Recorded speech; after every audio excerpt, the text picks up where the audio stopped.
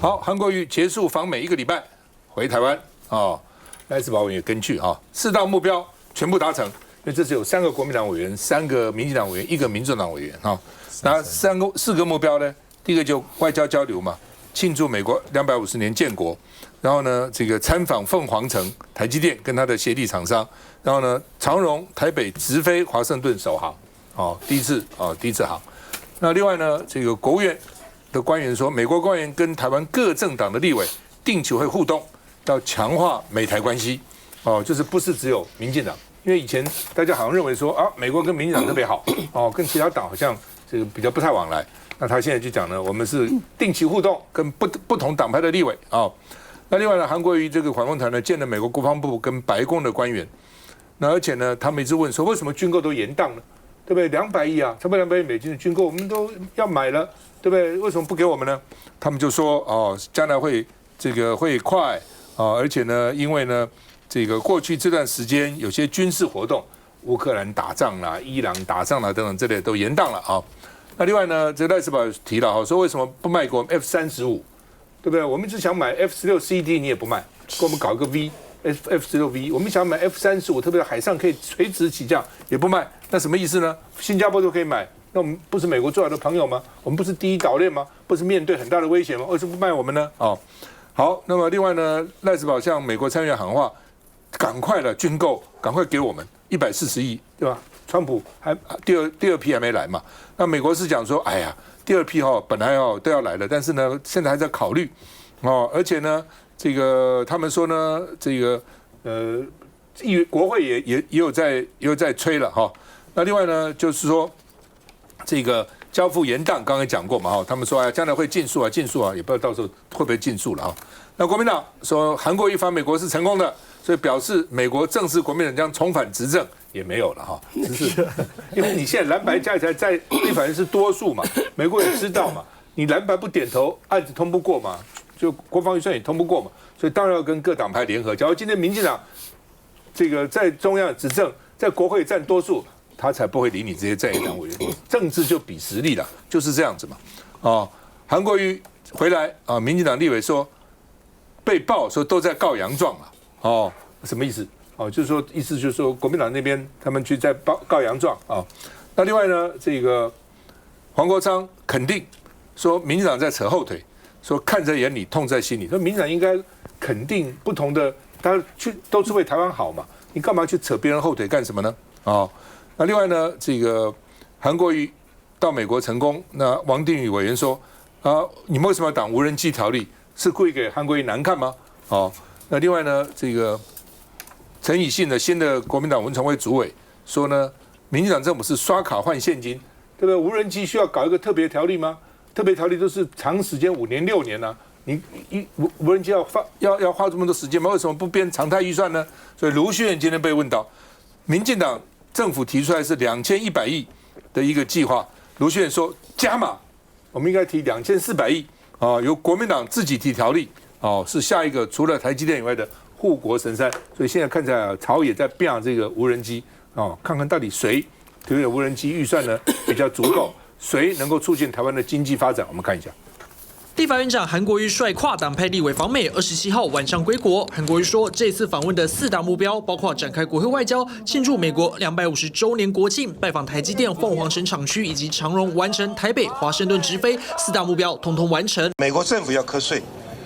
我們中華民國政府也要課稅。對這個商人朋友來說，企業家非常不公平，所以美國國會議員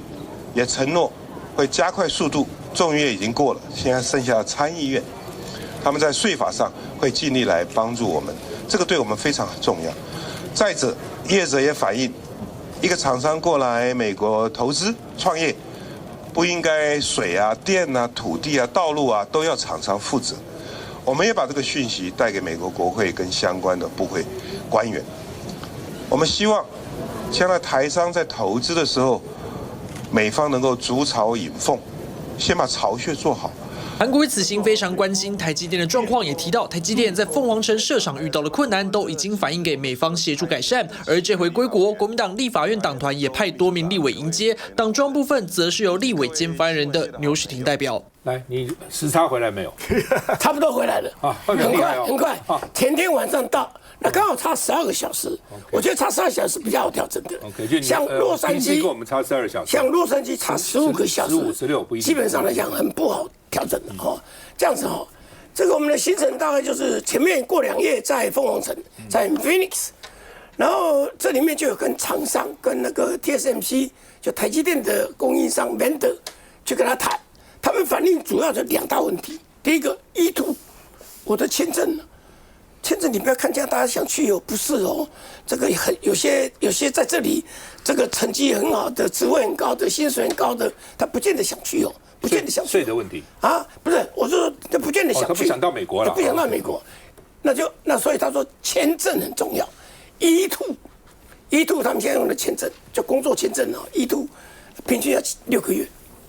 他們就反映的說啊，這個是申請要6個還是效期6個月？申請要6個月，那麼久才能夠下來，6個月以上。哦，6個月以上。那鳳凰城的相關的官員也是高官呢，跟我們講說，我就反映這個問題啊。他就說啊，這個是重要的問題，要找參議員。第二個，他們反映最多，就剛剛韓院長講的，那個他說我土地買得很便宜啊，買一塊地啊，結果呢，水的問題啦，電的問題啦，網絡的問題啦，這些東西號稱啊，叫做7通1平吶，哦，7通1平，這些要通，那天要通，應該就是一條龍的服務嘛。哦，現在不是，現在變成說廠商的反應就是說啊，怎麼變成說，哎呀，這個我買了地，然後我要去想找水的問題，找電的問題，我都要自己去處理。跟台灣大家觀念就是一條龍，一條龍，你只要來跟我這登記，只要是特區的，我就給你弄，就完全不會。這是鳳凰城的廠商反映的這2點。還有一個是重複課稅，那剛才這個韓國瑜院長都講了，其實到後來到 DC 那個才是硬仗。DC 啊，我們建了不同的單位，包括參議員來7個都是民主黨的，為什麼沒有共和黨？共和黨照理很支持啊，因為那一天呢、啊，這個川普總統跟參議員共和黨的參議員吵架，而且新聞登得很大，啊，吵架，啊，吵得很兇，所以他们。共和黨一個都沒有到，就是跟這個要川普在理論一些事情，所以來了7個。照理說要限制川普對伊朗的動武，有4個共和黨的參議員跑票，川普還當場罵他，對，你給我站起來，他說我幹嘛聽你的？就是罵來罵去。如果沒有川普說去跟他們談的話，那參議員絕對超過10個，沒有問題的。下午眾議員那就是來了33個。一個一個上去講話，哇，都是鏗鏘有力啊！啊，那這是 Pelosi 這個副議長，他叫做榮譽副議長，他講得很好啊，他整個來講對台灣都非常熟悉。我覺得這一團國會議員這一塊是非常成功的。再過來就行政部門了，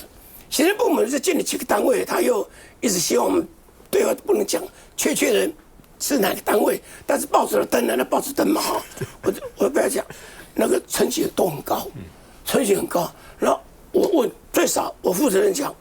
我就是講這個題目。第一個200億美金拜托起來啊，更高，我全都付了啊！他們的回答，參議員的回答，官員的回答都差不多。他說現在很緊張，因為地緣政治，他講地緣的關係，就地緣打仗嘛哈，所以很緊張。他講得很坦白哦，講得很老實。第一個問題我一定反映這個，第二個。我說我們預算都編了250億美金，像110億發價出來了，我們正在編預算。那我們法案通過的時候還有140億美金，這個川普到底什麼時候可以簽？什麼時候可以給我們發價書？我還講的也不是將軍啊，我還特別把他給他找下台階。我說是不是因為你川習會見面之後，第2個川習會9月24號？然後呢，因為習近平的意見，所以他這裡不太敢去動，因為那個時候習近平去多少替共和黨的選情是有加分的，這個是不是原因之一？官員回答得很坦白哦，他說是有一些人這樣講，他不講他自己的觀念，他說是有些人這樣講。不過最後就川普來決定，這是我第二個大的一個重點。第三個我就一定問說，因為他們主要是2個重點，第一個幾乎每一個單位行政部門這2個，第一個你國防這預算要增加，我說我已經3.3了，還不夠嗎？還要加，還要加。第二個，3000億到9000億多億啦。第二個無人機一定要發展無人機，好，第二個一定要花錢無人機，我就告訴他說，好，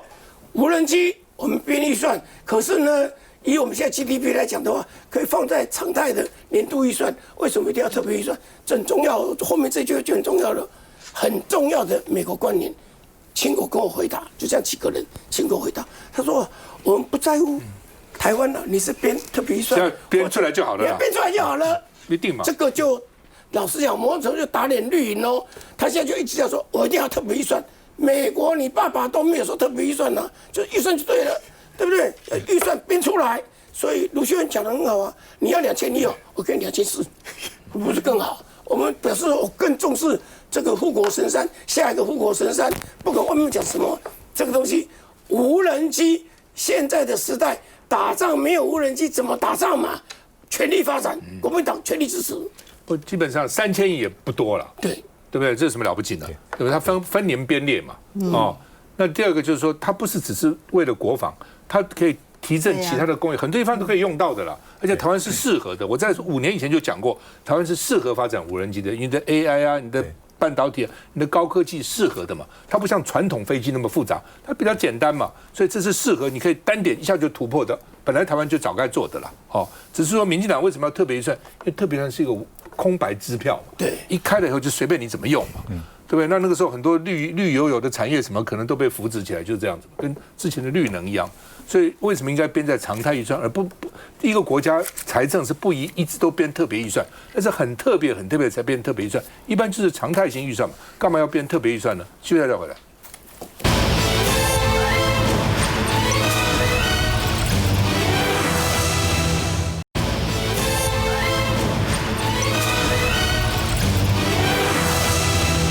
好，那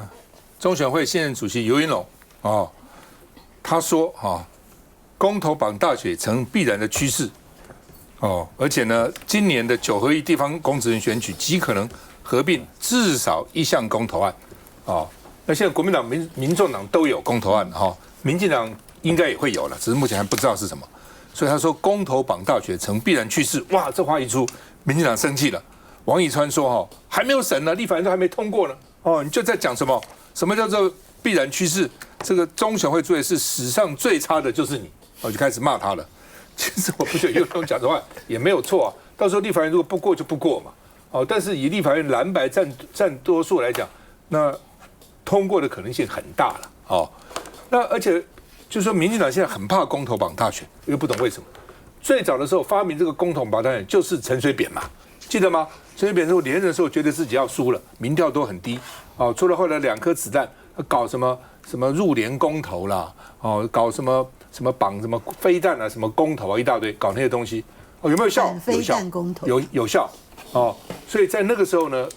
公投綁大選的確是有效，可是後來發覺呢失效了，所以民進黨又把它改成公投不綁大選，說不能綁大選。後來呢，這個在野黨又把它改回來，變公投綁大選。其實我講實話，這種公投這種神聖的民意，這麼神聖的表現，被他們這樣政治的操作真的是很爛、很丟臉就是都看到自己的政黨利益以前民進黨覺得是對我利益有關就綁，後來發覺對我不見得有利就不綁，就變成這樣。尤其當了執政黨以後，因為公投項目一定對執政黨不利嘛，你講這道理嘛。對執政黨不是那麼有利嘛，就趕快乾脆後來發覺不對了，就不綁了，好吧？現在就罵這個游盈隆那游盈隆就說：“我講是趨勢，何錯之有呢？那法律不就這樣子嗎？現在法律就是公投綁大選，你民進黨有本事，你下一次總統選舉你贏，國會你佔多數，你改回來嘛。你現在法律就是這樣子嘛，所以呢，民進黨委員說中選會獨立超人在哪裡？奇怪的。”那民進黨是認為公投綁大選對民進黨不利了，誰知道會怎樣呢？對不對？你公投不綁大選不會過的，因為誰為了一個公投去投票呢？大選的時候，因為大家都來，所以投票率會高了。因為公投要過也不是那麼容易，它有門檻的哦。那民進黨談說，公投程序完成前不應該公投表態，他也沒說他要支持哪個公投。那你民進黨也可以提公投案啊，他也沒說這目前藍白的5個公投裡面哪個會通過，他只說看這個樣子可能會通過，這樣都不能哦。這個民進黨，那你要求每個官員都這樣子，你們很多官員每天亂講話，要求每個都這樣子啊。哦，那另外呢，游盈隆說9合1選舉是全世界最複雜的，是9個，今年11月28號9個，加上因為民進黨現在想要提轉移投票，不在一起投票，再加上不在一起投票，他說是場災難。我們看一下，執政黨籍立委不分青紅皂白，毫無根據的指控本人及中選會前屬子虛烏有。中選會主委游盈隆上任後首場記者會，就是因為先前說公投綁大選已成必然趨勢，遭民進黨立委王義川批評，未審就先認定是史上最差主委。主委個人先有了定見，未審先判，進行必要的把關，那麼選務混亂的責任誰扛呢？主委個人也不能夠代表整個中選會，何錯之有？何錯之有？怎麼會引來未審先判的這樣的一種毫無根據的這樣的一種指責呢？我們講說公投已成必然趨勢，講的是一種可能性啊。只是藍營擬提鞭刑反廢死重啟核電，白營移轉投票跟交通罰鍰公投，游盈隆也表態一題剛剛好，如果2題3題就會受不了。畢竟人力場地大約會增加2到4億成本，但在野目前對題目仍無共識。那這一點我也相信黨團跟黨中央跟民眾黨一定會再進行進一步的磋商，然後慢慢的尋求公約數。如今時間已迫在眉睫，國民黨團鞭刑公投週五也將提進議程，力拼7月3號逕付2讀。民眾黨團也將提移轉投票，但不同於柯文哲強硬，陳金龍強調黨團反廢死公投會支持。反廢死的公投，讓我們台灣民眾黨黨團的予以支持。鞭刑公投這一方面，我們在就走我們會來審慎的一個評估跟討論。要拼年底公投綁大選，藍白討論速度恐怕得再加速些。目前還有國民黨有3個案的哈，鞭刑、廢死、重啟核電，民眾黨是轉移，轉移投票，還有一個那個科技執法的。OK， 我們就有3個要選舉的9合1來講。這個民進黨事實上對於我們台灣傷害最大，就是我們台灣有好多個獨立機關，它應該是非常專業超然的，包括中選會跟 NCC 這個，可民進黨都把它當成是政治的這個打手。你看他們對於游盈隆，一個獨立機關的中選會主委，當然他可以有自己的意見啊。那後來我們剛提的趙大哥剛講的這五個公投這個案子會不會過？中選會開會，就連游盈隆講了，只是民進黨不喜歡聽的話，就請起公資，這是民進黨對台灣現在最大的言論的這個言論自由的這個限制，而且把獨立機關當成自己的政治打手，這是非常嚴重的一個問題。那我現在要強調一個非常重要的，事實上這一次的這個公投綁大選，現在國民黨提這3個案子，民眾黨提了2個，這很多案子都是非常非常重要的。國民黨提那個反廢死這個事情，大家知道嗎？本來台灣對於廢死這個本來反對廢死的，就將近你民調每次都是80%以上哦。結果大法官會議去做了實質廢死的時候，民眾是沸騰的，90%的民眾表示抗議的哦。那這個拿出來公投很好啊，讓民眾透過公投表達自己的一個意見啊。那當然鞭刑這是可以討論的，要不要鞭刑？你看現在亂世大家認為說要用重點嘛，這為什麼不能討論呢？那民眾提這個案子非常非常重要，我特別今天要講一下哈。台灣很多的這個縣市啊，大家都在抗議一個事情，就是我們科技執法那個罰單越來越多。可是呢，大家去看罰單越來越多，可是治安沒有變好所以期改包括這次我選市長，我就提了一個很重要的政見，我說我當選嘉義市的市長，我4年內科技執法的罰單要減1半，一樣交通事故也要減1半。為什麼呢？我去看這個交通這個科技執法這個罰單的數據，它每年都往上升啊，不是只有嘉義市。每一個縣市幾乎罰單都越來越多，因為你罰了之後拿回去，你又去裝了更多的這個科技執法這個機器嘛，那越來越多，這個越罰越多啊！可是你都沒有去改善那個道路，這個才是問題。你怎麼樣去改善交通，可以去保障這個行人的這個安全？你要這筆錢應該是反而應該去把這個交通的這個設施把它做好，對不對？這樣交通事故才會降下來嘛。所以我就提出說，一方面科技執法這個4年內一定要降一半，好，不要只有罰人民而已，這樣解決不了問題。第二個，同時對於這個交通事故，我們要減少一半。所以我覺得很好。今年年底哈，因為不是只有這個地方的這個選舉，我們讓很多民众關心的這個議題公投拿進來談，包括我們去年已經推了這個核三嚴厲公投，是75%的人民都認為核三嚴厲公投應該重新要嚴厲，對不對？結果因為投票率太低啊，政府你看也不在乎啊。今年透過大家把它跟這個選舉綁在一起，公投跟大選綁在一起，讓大家去行使這個同意這個投票權，讓投票率高，讓我們的意見可以充分表達出來。那個 AI 哈，就是說大陸现在已經開始有些城市用 AI 來管制紅綠燈，就是說你現在台北市或是全都一樣固定嘛，90秒、150秒，等半天沒有車子或是車子很多，但是呢又管制不好，所以我早就講說應該用，既然 AI 科技執法，你 AI 控制那個紅綠燈，甚至還有國家用搭配無人機，上面看交通長，我就紅綠燈長一點，交通短，我綠燈短一點，這樣會來調整，來節省這個增加效率，節省浪費駕駛人的時間了。來，嘉宇。確實啊，現在這個所謂的公投綁大選，一直以來都是現在藍白操作的一個議題。所以剛剛講啊，你說鞭刑公投、什麼交通公投等等的這些能不能到立法院去好好的討論，也是可以啊。可是現在立法院不討論，全部都交給民眾來公投，公投完之後呢，還要由這個民眾來去決定這是最後的結果。所以我就覺得說，那立法院到底在幹嘛？尤其是剛剛講到交通罰鍰這部分，